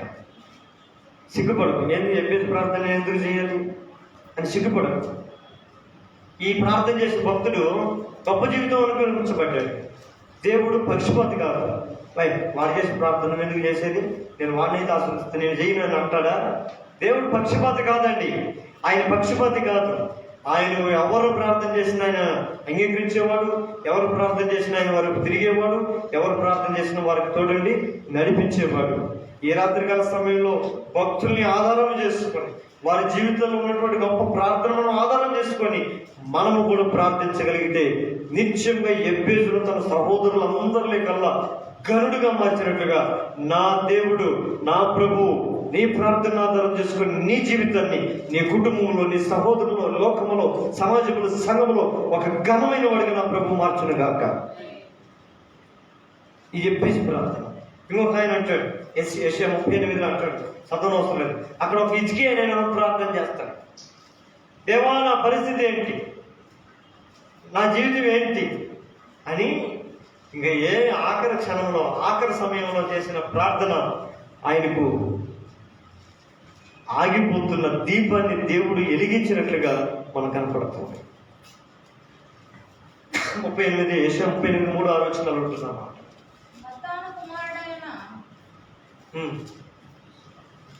యెషయా 38:3 వచనం. యథార్థ హృదయుడనై సత్యముతో నీ సన్నిధిని నేను ఎట్లు నడుచుకుంటున్నావు, నీ దృష్టికి అనుకూలముగా సమస్తము నేను ఎట్లా జరిగించుతున్నావు, కృపతో జ్ఞాపకం చేసుకోవడమని. అబ్బా, ఏం చేశాడు? ఎవరికి చేశాడు? ఈయన హాస్పిటల్ చేశాడా? ఎవరికి చేశాడు? దేవుడికి ప్రార్థన చేశాడు. అయ్యా, అయితే ఈయన మెచ్చుకోవాల్సింది ఏంటయ్యా అంటే చూపించిన భక్తిని బట్టి ప్రార్థన చేశాడు, లేని భక్తి గురించి కాదు. ఏం చేశాడు? దేవుని సన్నిధిలో నేను ఎలా నడుచుకుంటున్నో దాన్ని చూసి నాకు ప్రతిఫలం నేను నడుచుకోకపోతే ఇదిగో ఇప్పుడే నేను చంపే అన్నట్లుగా చేశాను. దేవుని ఎదుటి మనం నిలబడి ప్రార్థన చేస్తే ఆ ప్రార్థన ఎక్కడ ఉండాలంట? యథార్థంగా. దేవుడు ఏదో పుట్టోడనో, దేవుడు ఏదో చోటోడనో, దేవుడు అసలు లేడన్నట్లుగా మనము ప్రార్థన చేస్తే అది బహు ప్రమాదకరం. గుర్తుపెట్టుకోండి. భక్తిహీనులు అర్పించే అర్పణలు యందు యెహోవాకు ఏమాత్రము కూడా ఇష్టం ఉండదు అంటుంది దేవుని వాక్యం. కొంతమంది ఏదో నా భక్తి ఊరికి తెలిపినా పెద్ద లోపల అంత భక్తి ఏమైనా తెలుపుకొని ఉన్నా దేవుని మందిని ఎడ చేస్తారు? పెద్ద భక్తి పరువులాగా అసలు ఆ ప్రార్థన చూసి అప్ప ఈ సహోదరి ప్రార్థన ఉండాలి, ప్రార్థన అసలు ఇంత చెయ్యాలన్నట్టు ఒక ఆమె అయిపోయిన తర్వాత ఎట్లుంటుంది? ఆ మాటలు కాదు, అసలు ప్రార్థన కళ్ళు మూసుకుంటేనే భక్తి, కళ్ళు తెరిస్తే అదేదో పాట పాడుతుంది. కళ్ళు మూస్తే చీకటిరా, కళ్ళు తెరిస్తే వెలుగురా, నోరు తెరిస్తే శబ్దమురా, నోరు మూస్తే నిశ్శబ్దమురా. మందిరంలో పోతే నోరు మూసుకుంటా భక్తిపరు చేస్తే దండం పెట్టాలా, బయటికి పోతే నా చూసుకోము, నువ్వెంత నేనెంత, నాతో పెట్టుకోమంటున్నాడు. ఇది దేవుని సన్నిధిలో ప్రార్థన చేసే క్రైస్తవుడు యథార్థమైన భక్తితో ఉండాలి. యథార్థమైన జీవితం. ఎందుకంటే నీ దేవుడు యథార్థవంతులను మాత్రమే అంగీకరించేవాడని గుర్తుపెట్టుకోవాలి. ఈ రాత్రికాల సమయంలో దేవుడు ప్రార్థించడానికి వచ్చిన నీ జీవితం, నా జీవితం, మన భక్తి యథార్థంగా ఉందా? మనుషుల ఎదుట ఒక భక్తి, దేవుని ఎదుట ఒక భక్తి, ప్రజల ఎదుట ఒక భక్తి, రహస్యంగా ఒక భక్తి. భక్తి ఎక్కడైనా భక్తిగానే ఉండాలి. ఎక్కడో 4 గోళ్ళ మధ్య దానియేలు భక్తి ఎవరికి తెలియదు. 4 గోళ్ళ మధ్య వాడు చేసుకునే భక్తి మనకెందుకురా అని రాజు వదిలేశాడు, కానీ సాతాను వదిలిపెట్టాలి. 4 గోళ్ళ మధ్య ఉన్న భక్తిని నేను బజార్లోకి తీసుకురావాలనేది వాడి తపన. వాడి తపన అయితే దేవుడు కూడా చాలా ఇష్టమని. ఇంకా ఏది నీ భక్తి, నా భక్తి ఇంకా బయటకు తీసుకోవడానికి వాడికంటే దేవుడికి ఇంకా ఇష్టం. అందుకని పరిశుద్ధుడు అంటాడు,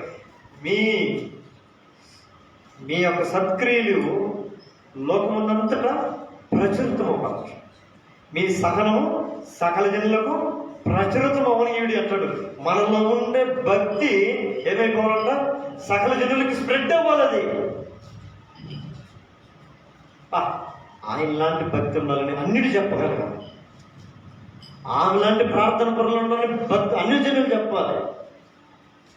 అసలు ఆ చర్చికి పోయే భక్తి పరులు అండి, వాళ్ళు ఎలా ఉంటారో తెలుసా?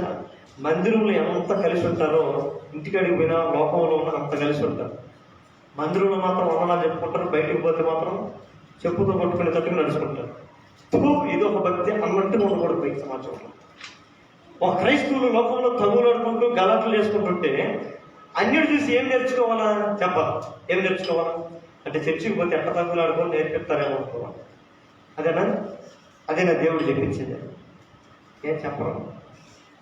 చర్చికి పోతే పాస్టర్ బాగా ఎక్స్ప్లెయిన్ చేస్తుంటుంది. ఎట్ట తిప్పుకోవాలా, ఎట్ట తన్నుకోవాలా, ఎట్ట అరుచుకోవాలా, ఎట్ట మీరు ఒకరినొకరు అసహించుకోవాలా, ఎట్ట ఒకరినొకరు దూరం పెట్టుకోవాలా, ఈ సేవకులు చెప్పేది. కానీ కాదు, పొరపాటు చెప్పరు. దేవుడు అంటే యెషయా అంటాడు కదా, నా జనులు నా సన్నిధికి ఎందుకు వస్తున్నారు, ఎందుకు దేవుని ఆలయమునకు వారు వెళుతున్నారు అని అన్ని జనులు మాట్లాడుకుని చూడగా ఆయన అంటాడంట, దేవుడు వారు నడవలసిన మార్గమును వారికి బోధించును. లోకంలోకి వెళ్ళి నువ్వు ఎట్లా నడవాలో, అన్ని జనుల మధ్య నువ్వు ఎట్లా నడవాలో, విగ్రహారాధికుల మధ్య నువ్వు ఎట్లా మాట్లాడాలో, ఇతరుల మధ్య నువ్వు ఏ విధంగా ప్రవర్తించాలో నీకు తెలియజేసేటట్టుగా దేవుని ఆలయంలో నీకు ఒక తర్ఫీదు కలిగి చేస్తా ఉంటాడు. ఈడన్నీ వింటా ఉంటాం. బయటికి వెళ్ళిపోయి ఏం చేస్తాం? ఒరిజినల్ బయటికి తెస్తాం. మనలో ఉండే దుష్ట స్వభావం బయటికి తెస్తాం. మీ సహనము సకల జనులకు ఏమవ్వాలంటమ్మా? ఆ సహోదరి చెంప మీద కొట్టినా కూడా ఈ చెంప తిరిగి చూపిస్తుంది, కానీ పొరపాటును కూడా తిరిగి మాట్లాడదు. ఆ సహోదరుడు చూడండి, యేసు ప్రభు ఎప్పుడో బైబిల్ చదివాడంట. ఒకడు నేను ఒక చెంప మీద కొట్టిన ఎడల మరొక చెంప మనకి చూపించమని యేసు ప్రభు చెప్తే అబ్బా తూచి తప్పకుండా బోధిస్తున్నాడండి సతీష్. ఒక దెబ్బ కొట్టినా కానీ చాలు. ఎందుకు కొట్టా? ఇది మీ పక్క కూడా ఒక కొట్టేసి వెళ్ళిపో, లెక్క సరిపోతుంది అని చెప్తానండి సతీష్. చెప్తావా? ఏం చెప్పాను? తగ్గంత పట్టుకురంట. దేవుని సన్నిధిలో చూడండి, మన భక్తి, మన ప్రార్థనకి సహాయం రావాలి అంటే, మన ప్రార్థనకి వెంటనే రిప్లై రావాలంటే భక్తి జీవితంతో మాకలేసినప్పుడు మన భక్తి జీవితం వెంటనే తప్పుడు ఏదనుకో, తప్పుడు ప్రభావం కరుణిస్తామంటే సరే ఒప్పుకున్నాం కాబట్టి క్షమిస్తాను అన్నమ్మా. తప్పు ఇన్ని పెట్టుకుని హృదయంలో ప్రభా నేను నీతిమంతుడయ్యా నాకు సహాయం చేయని అడిగితే ఏమంటాడు? అబద్ధికులందరూ మండుతున్న అగ్నిగుండమును పాలు పొందుతుంది. అబద్ధాలు చేసే వాళ్ళంతా దేవుడికి పరమహస్యం. అబద్ధములాడు నాలుక యెహోవాకు అసహ్యమైన సామెతల్లో ఉంటుంది కదా, యెహోవాకు హేయమైనది 6 గలము 7 గలము. అబద్ధములాడే నాలుక, కళ్ళలాడే నాలుక, మోసమును తిప్పివేసేవాళ్ళు, అన్నదమ్ముల మధ్య జగడములు పుట్టించేవాళ్ళు, కొన్ని దేవుడు కొన్ని మాటలు చెప్పి ఇలాంటివన్నీ నాకు అసహ్యమైనవి. న్యాయం కూడా తప్పితూ పోకూడదు. హేయమైన రాళ్ళు, గుండు రాళ్ళు అంటే మోసం చేసేవి, అవన్నీ కూడా దేవుడికి అసహ్యమైనవి.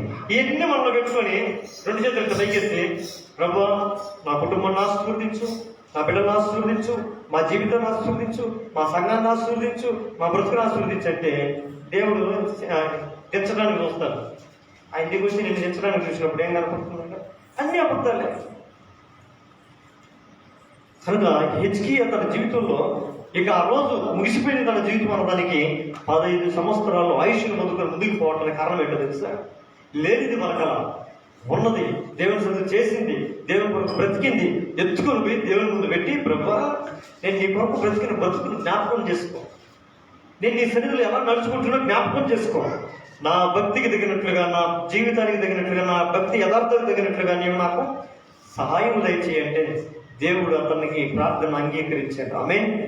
ఈ రాత్రికాల సమయంలో హిజ్కియా లాంటి నీతి మనలో లేకపోవచ్చు, హిజ్కియా లాంటి యథార్థమైన భక్తి మనలో లేకపోవచ్చు, కానీ మనలో భక్తిహీనతను జ్ఞాపకం చేసుకొని, ప్రభా నేను ఇన్ని దినాలు భక్తిహీనంగా నీ బ్రతికానయ్యా, భక్తి పరుడని చెప్పుకుంటూ బహుదీనమైన నీచమైన స్థితిలో బ్రతికానయ్యా, పైకి భక్తి కలిగిన వారి వలె ఉండి దాని శక్తిని ఆశ్రయించలేని బలహీనమైన బ్రతుకుని బ్రతుకుతూ నేను ఇన్ని దినాలు ప్రార్థన చేశానయ్యా, ఎన్నిసార్లు నా ప్రార్థన అంగీకరించుంటావు, ఎన్నిసార్లు నా ప్రార్థన వైపు నా వైపు చూసుంటావు, ఎన్నిసార్లు నన్ను ఆశ్రయించుకొని ఉంటావు అయ్యా, నన్ను క్షమించు, నన్ను మన్నించయ్యా, ఇదిగో నా భక్తిహీన స్థితి నన్ను క్షమించు, నా యథార్థత లేని భక్తిని బట్టి నన్ను క్షమించు అని ఇది కూడా చేస్తే ఇది కూడా యథార్థమైన ప్రార్థన.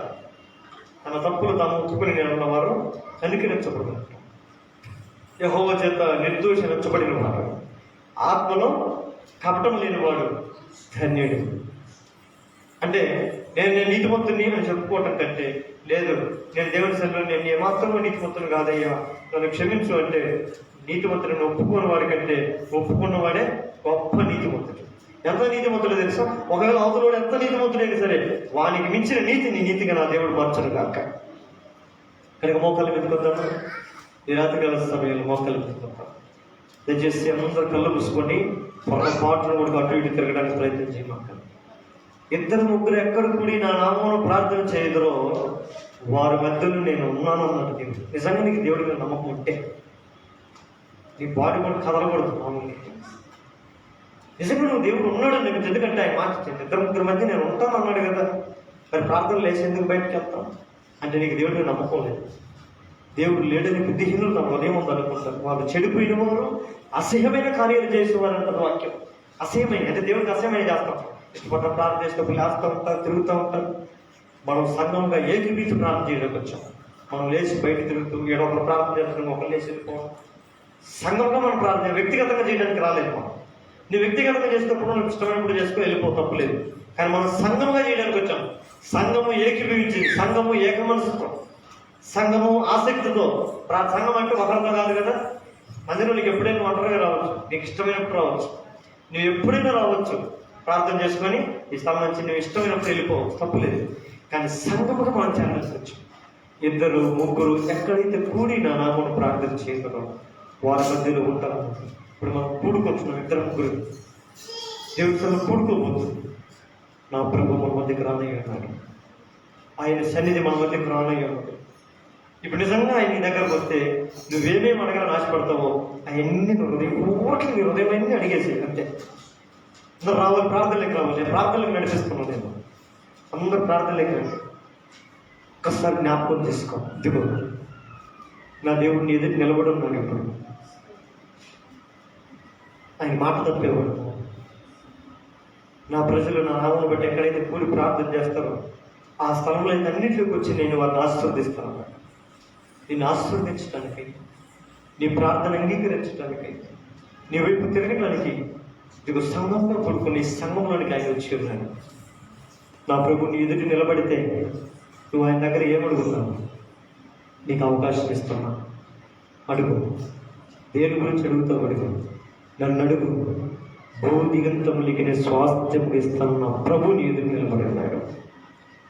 నీ జీవితంలో అసాధ్యమనేది ఏదైతే ఉందో అది అడుగు.